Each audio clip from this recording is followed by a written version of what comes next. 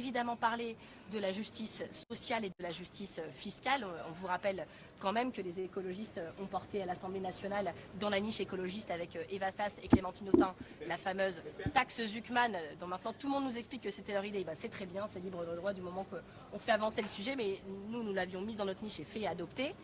Et aujourd'hui, on voit que 86% des Français y sont favorables, mais c'est très intéressant, 92% des électeurs de Renaissance y sont favorables.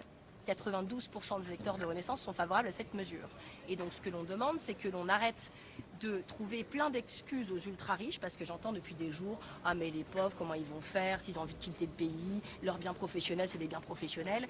Je n'ai jamais entendu ces mêmes éditorialistes et ces mêmes politiques s'inquiéter de comment allaient faire les chômeurs quand on coupait leurs droits, ou les bénéficiaires de l'APL quand on leur allait retirer 5 € par mois. Donc à un moment, tout ça est indécent. On parle de personnes dont le patrimoine a été multiplié par 3 en 10 ans. Et donc, tout va bien pour eux. Et leur patrimoine leur apporte 10% par an. Donc quand on en taxe 2%, il leur en reste un certain nombre en plus et tout va bien se passer.